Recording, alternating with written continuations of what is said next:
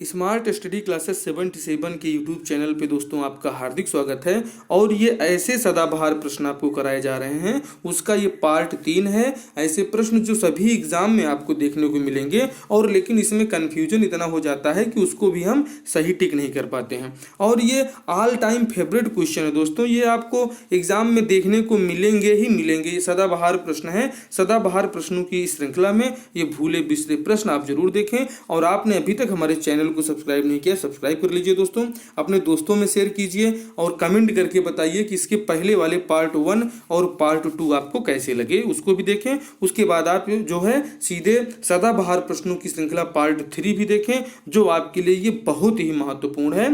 ये सभी परीक्षाओं में एक साथ ही इतना इंपॉर्टेंट है। आप देखें कि स्लाइड में आप देखिए कि धारणीय विकास क्या है दोस्तों। धारणीय विकास विकास की वह अवधारणा जिसके तहत वर्तमान की आवश्यकताओं के साथ साथ भविष्य की आवश्यकताओं को ध्यान में रखा जाता है, उसी को धारणीय विकास कहते हैं। तो सस्टेनेबल डेवलपमेंट यही है दोस्तों।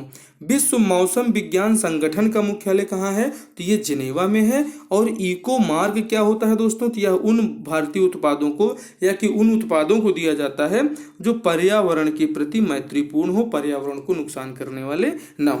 भारत में हरित कृषि प्रारंभ करने वाला राज्य कौन सा है? तो ये पंजाब है दोस्तों, जिसने हरित कृषि पर बहुत ज्यादा बल दिया है। और ये भारत का पहला राज्य है जो हरित कृषि प्रारंभ कर चुका है।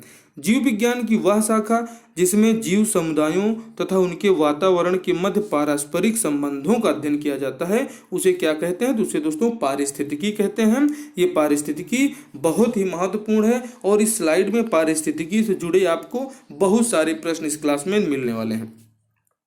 समुद्री जल में दोस्तों सर्वाधिक व्याप्त लवण कौन सा है? तो वो सोडियम क्लोराइड है। सोडियम क्लोराइड जो है समुद्र के जल में सबसे ज्यादा होता है, और जहां से हम लोग नमक जो है बनाते हैं, तो ये नमक ही है दोस्तों।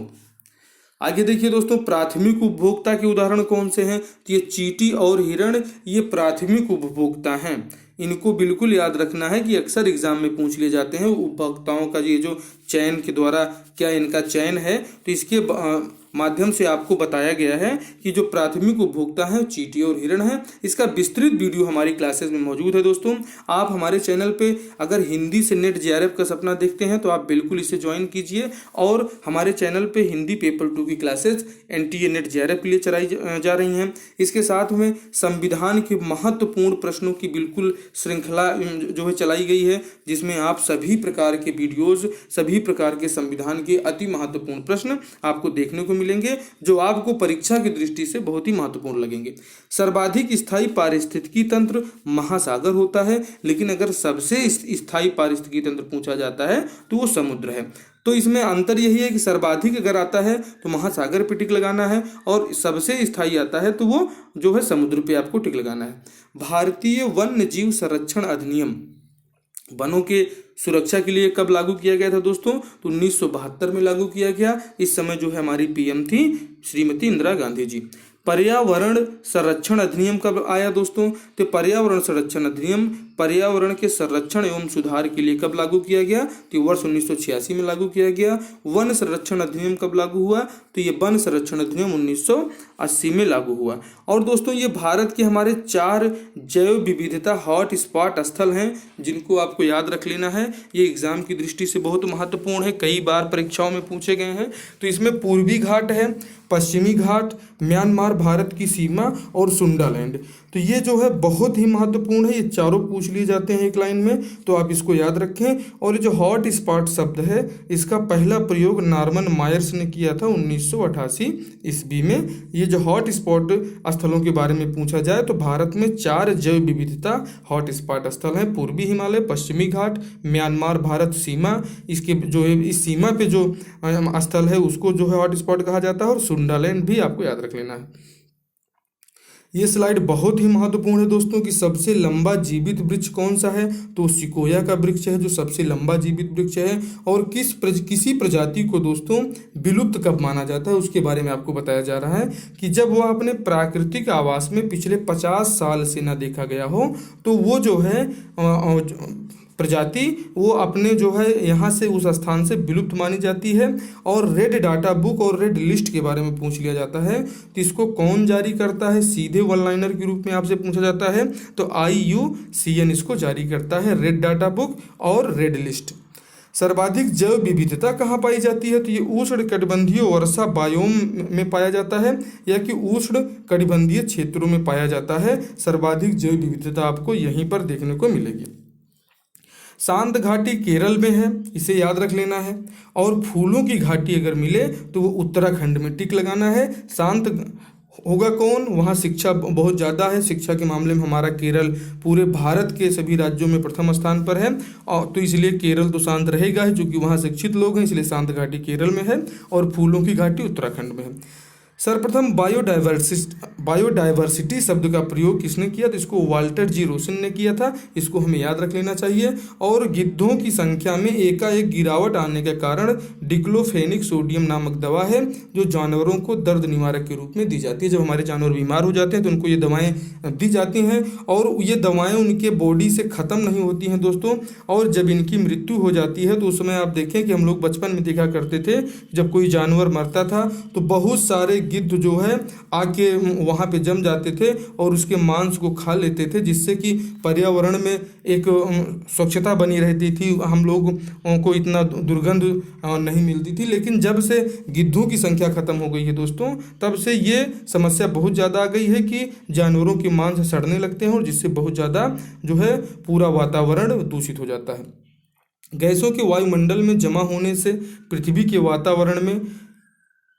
वातावरण का गर्म होना ग्रीन हाउस प्रभाव कहलाता है।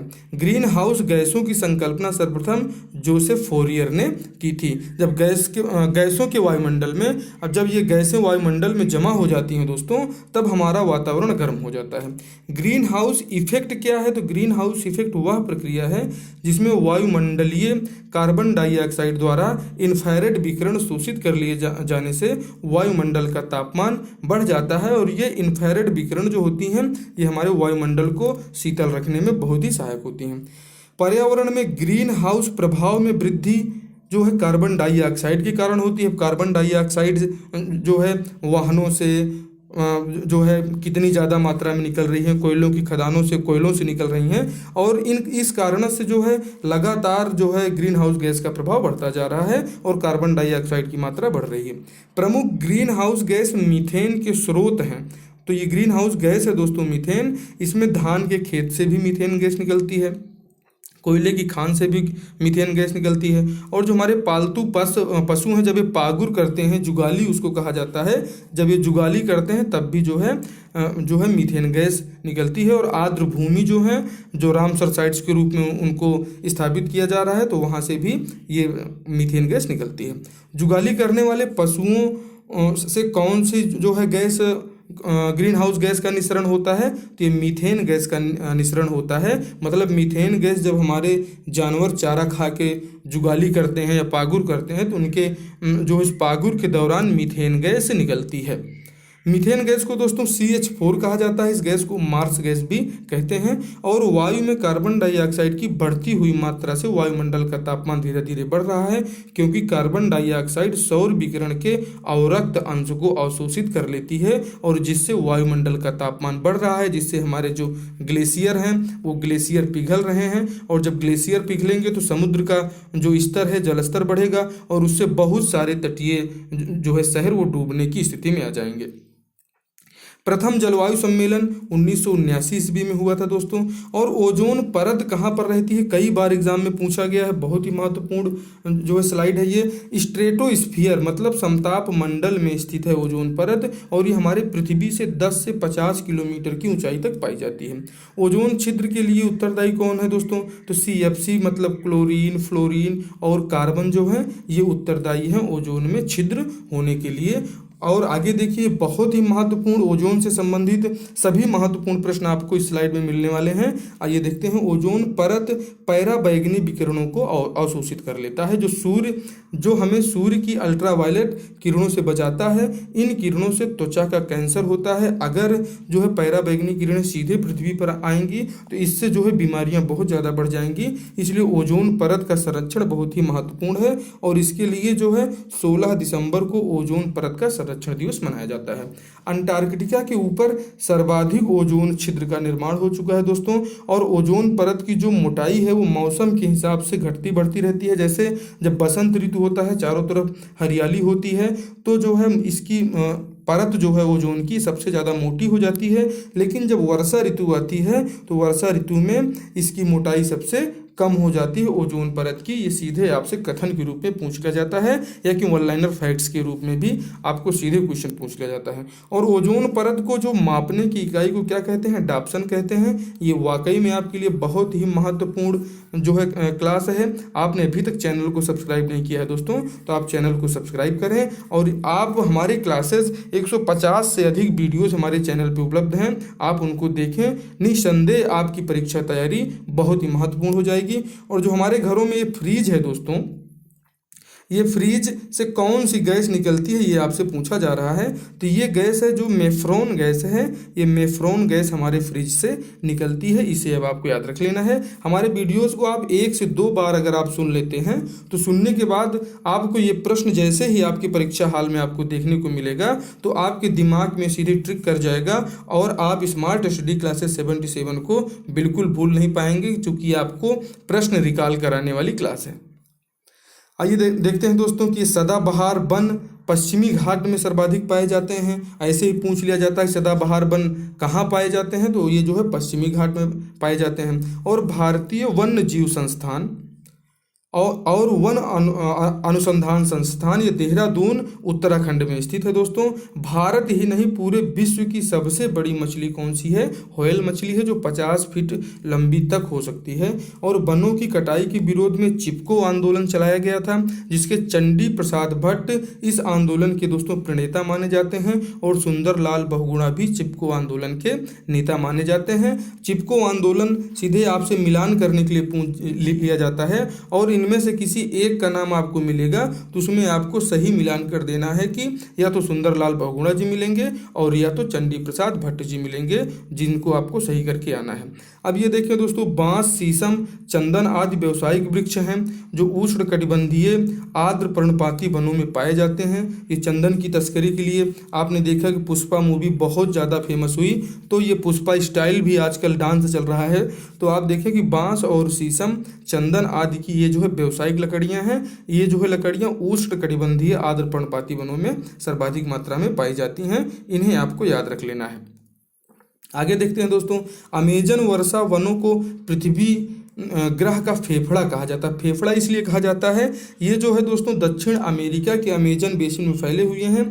ये वन जो हम लोग इतने कार्बन डाइऑक्साइड का उत्सर्जन करते हैं, हम सांस भी ले रहे हैं तो कार्बन डाइऑक्साइड निकल रही है और इसके बदले में जो आपको ऑक्सीजन मिल रही है, तो ये जो अमेजन वन है सर्वाधिक मात्रा में ऑक्सीजन हमें प्रदान करते हैं और इसीलिए इनको पृथ्वी का फेफड़ा कहा जाता है कि जैसे फेफड़े से हमारे कार्बन डाइऑक्साइड बाहर निकल जाती है और ऑक्सीजन उसमें इंटर कर जाती है। उष्ण कटिबंधीय पर्णपाती वनों को मानसूनी वन भी कहते हैं।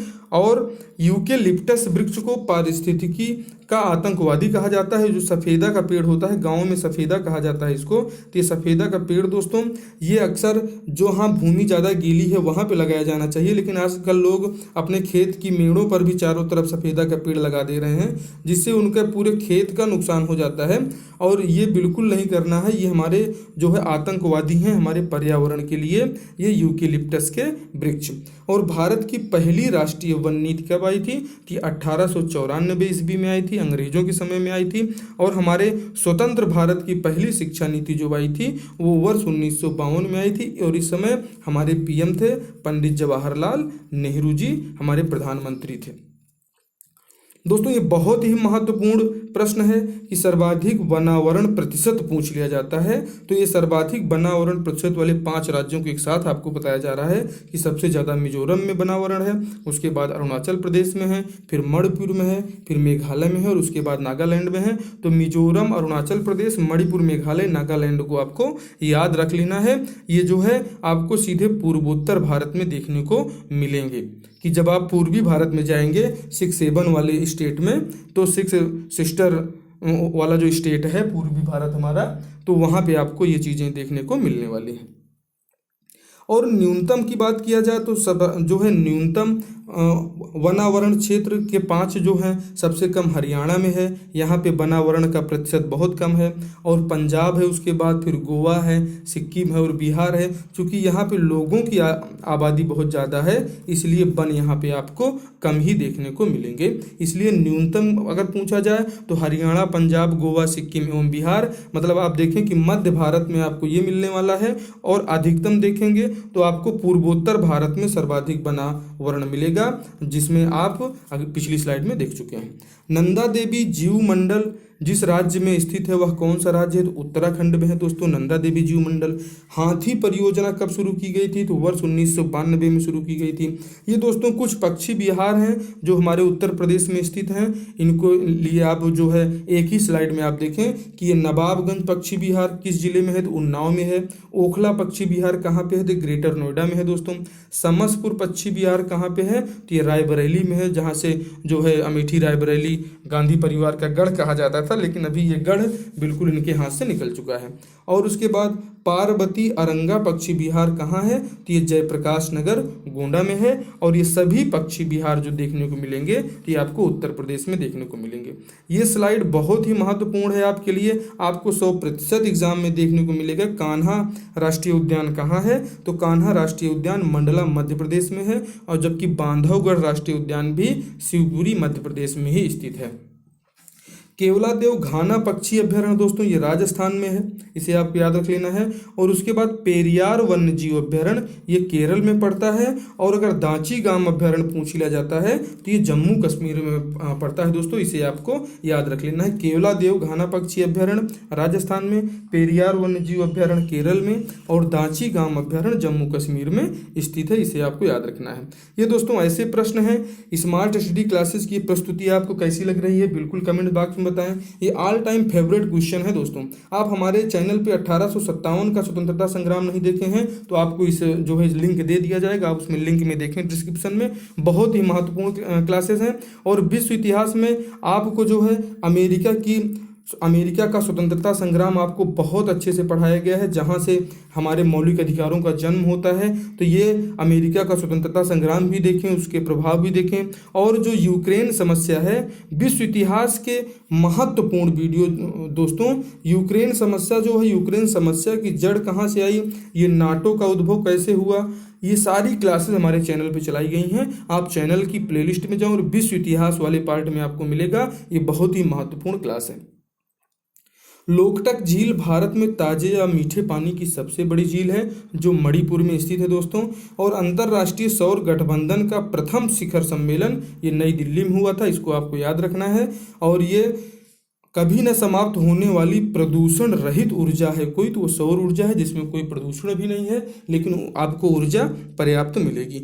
एथेनॉल एक प्रकार का एल्कोहल है जिसका उपयोग हरित ईंधन के रूप में होता है और इसे एथिल एल्कोहल भी कहा जाता है। तो एथिल एल्कोहल इसी एथेनॉल को ही कहा जाता है। और बायोडीजल के लिए दोस्तों ये खेतियां हैं, जिसमें आपको देखेंगे कि जेट्रोफा, ये दोस्तों जेट्रोफा है, जेट्रोफा, पौंगामिया, सूरजमुखी।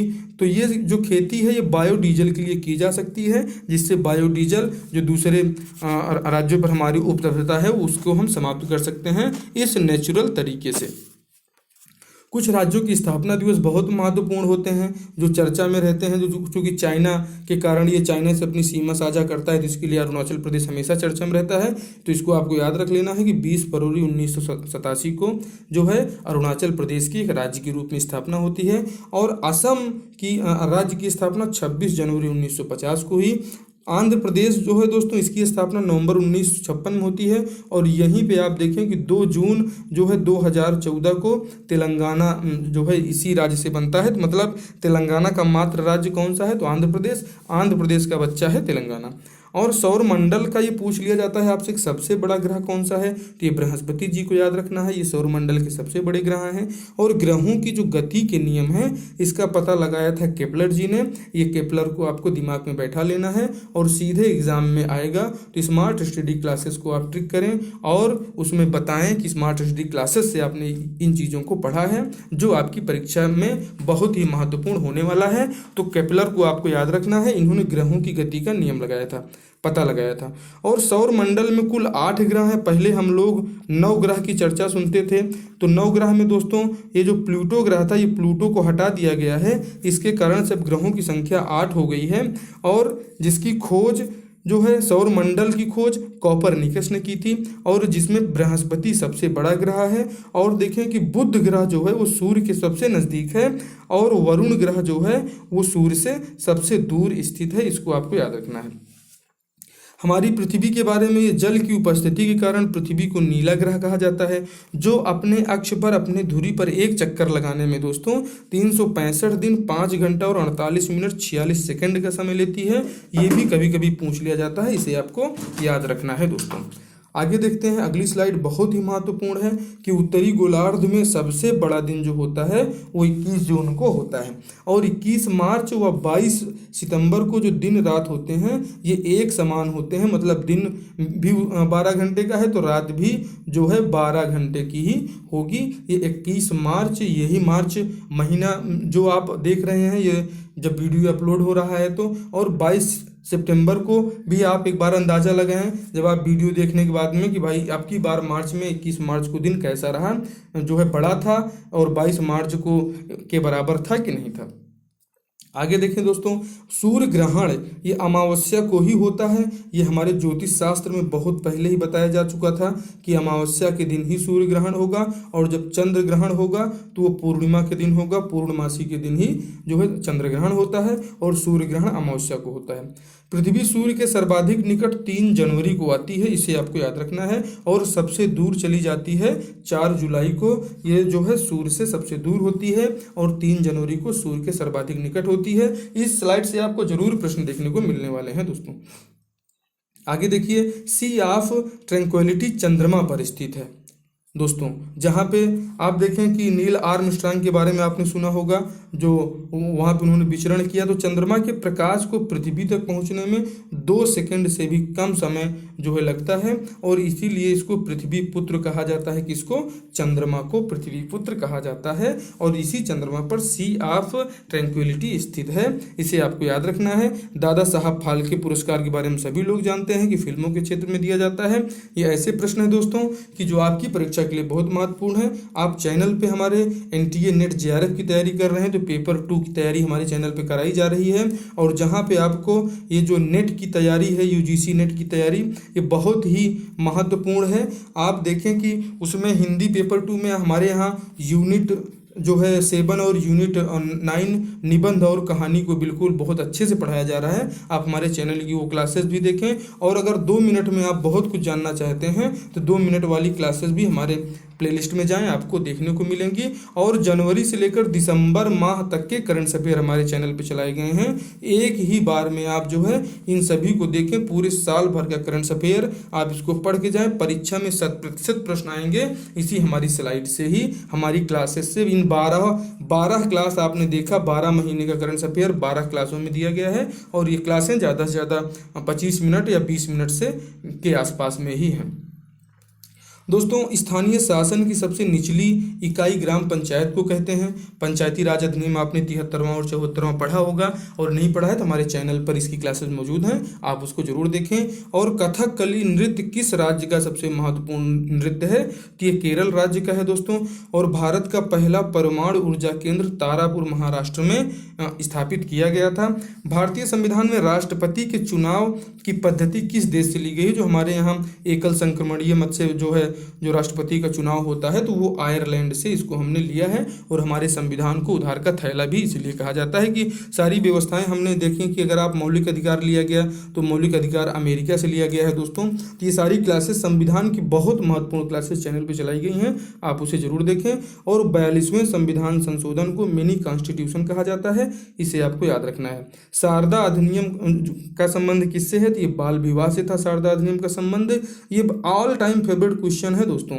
और ये महात्मा गांधी जी के बारे में आप देख लीजिए कि महात्मा गांधी को महात्मा रविंद्रनाथ टैगोर ने कहा था, जबकि राष्ट्रपिता सुभाष चंद्र बोस ने कहा और बापू इन्होंने कहा तो पंडित जवाहरलाल नेहरू ने। इन तीनों लोगों ने 3 उपनाम गांधी जी के लिए दिया है। आपको बापू को याद रखना है, नेहरू जी से लिंक कर लेना है।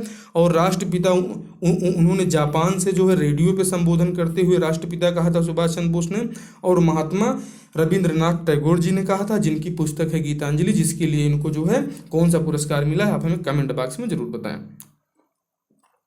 नोबेल पुरस्कार अगर मिला है तो ये इनके क्षेत्र में मिला है, आप इसको याद रखें। अल्बर्ट आइंस्टीन ने महात्मा गांधी को मांस का पुतला कहा था, इसको भी याद रख लेना है। अल्बर्ट आइंस्टीन जो कि 20वीं सदी के सबसे बुद्धिमान व्यक्ति माने गए, जिन्होंने बहुत महत्वपूर्ण भौतिकी के संबंध में खोजें की। देवप्रयाग के बाद अलकनंदा और भागीरथी नदियां आपस में मिल जाती हैं और यहीं हरिद्वार के निकट मैदानी भाग में जब ये पहुंचती हैं तो यहीं से इनका नाम हो जाता है गंगा नदी के नाम से इनको जाना जाता है। जबकि इस गंगा नदी को जो है बांग्लादेश में पद्मा कहा जाता है। ये गंगा नदी गंगोत्री से निकलती हैं और बंगाल की खाड़ी में अपने अमृत जल का विसर्जन कर देती हैं। आप देखते हैं कि गंगा नदी का जल खराब भी नहीं होता है, इसीलिए जो है ये अमृत के समान जो गंगा है, गंगा की सफाई से देखें दोस्तों कि कितनी ज़्यादा जो है ये मोदी सरकार में गंगा की सफाई पर विशेष ध्यान दिया जा रहा है। आइए आगे देखते हैं दोस्तों। बहुत ही महत्वपूर्ण स्लाइड ये होने वाली है आपके लिए। छत्तीसगढ़ के धमतरी जिले से प्रायः आपको देखने को मिलेगा कि रायपुर जिला इसमें दिखाया जाता है सभी क्लासेस में। तो यहाँ से महानदी का जो उद्गम होता है दोस्तों, ये धमतरी में एक सिहावा पहाड़ पड़ता है, वहीं सिहावा पहाड़ से जो है ये महानदी का उद्गम होता है और जो कटक के बंगाल की खाड़ी में अपना जल गिरा देती है। सुएज नहर दोस्तों लाल सागर और भूमध्य सागर को जोड़ती है, ये पूछ लिया जाता है प्रश्न, इसे आपको याद रखना है कि सुएज नहर लाल सागर और भूमध्य सागर को जोड़ती है। जबकि पनामा नहर प्रशांत महासागर को अटलांटिक महासागर से जोड़ती है। तो पनामा नहर के लिए आपको याद रख लेना है प्रशांत महासागर और अटलांटिक महासागर को जोड़ देती है। और ये जो सुएज नहर को याद रखना है तो ये लाल सागर को भूमध्य सागर से जोड़ने का काम करती है सुएज नहर। और पनामा नहर जो है अटलांटिक और प्रशांत के लिए आपको याद रखना है। दुनिया का सबसे लंबा समुद्र का जो पुल है, सेतु है, वो जियाझोउ खाड़ी में बनाया गया है, इसको आपको याद रखना है। दुनिया का सबसे लंबा समुद्र के ऊपर बनाया गया पुल है। और बैरोमीटर में मौजूद जो पारा है, अगर ये पारा अचानक गिरता है दोस्तों तो इसका मतलब होता है कि तूफान आने वाला है, एक आंधी आने वाली है। और अब की बार आपको अपने जीवन में भी एक आंधी ले आना है, सफलता पाने की आंधी, जो सफलता आपको मिलेगी हमारे चैनल से। आप हमारे चैनल की सभी क्लासेस को देखें, निसंदेह आपका जो कॉन्फिडेंस लेवल है परीक्षा के प्रति बहुत ही उच्च होगा। आप पूरी तैयारी करें और साथ साथ अगर PDF चाहते हैं तो आप हमारे टेलीग्राम स्मार्ट स्टडी क्लासेस से भी जुड़ें। स्मार्ट स्टडी क्लासेस पे सभी PDF आपको मौजूद मिलेंगे।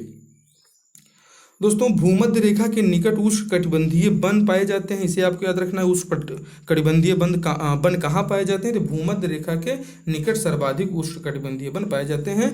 और जबकि सदाबहार वन जो हैं वो ब्राजील में पाए जाते हैं, जो दुनिया भर में सबसे बड़े व घने वन हैं। ये सदाबहार वन ब्राजील में जो पाए जाते हैं, ये बहुत ही महत्वपूर्ण है। दोस्तों ये स्लाइड आपके लिए बहुत ही महत्वपूर्ण होने वाली है कि विश्व में सर्वाधिक गेहूं और कपास पैदा करने वाला देश कौन सा है, तो चीन है। और सर्वाधिक बोली जाने वाली कोई भाषा है तो चीनी भाषा है, जो सबसे ज़्यादा बोली जाती है। और ये मंदिरों के बारे में पूछ लिया जाता है आपको कि महाबलीपुरम का मंदिर और बृहदेश्वर मंदिर, ये दोनों तमिलनाडु में स्थित हैं। तो आप महाबलीपुरम को तमिलनाडु से लिंक करें और बृहदेश्वर मंदिर भी जो है तमिलनाडु में ही स्थित है। ये दोस्तों बहुत ही महत्वपूर्ण है। भीमबेटका की गुफाएं, सांची का स्तूप और खजुराहो के मंदिर ये मध्य प्रदेश में स्थित हैं।